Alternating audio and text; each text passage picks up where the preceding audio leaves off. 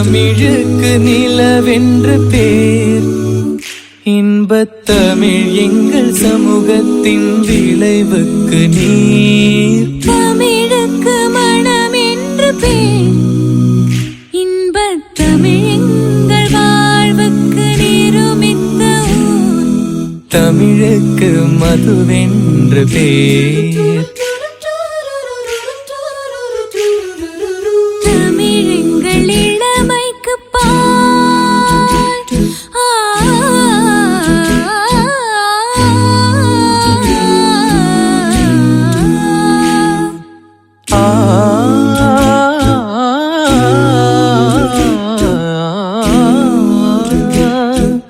தமிழெங்கள் இளமைக்கு பால்.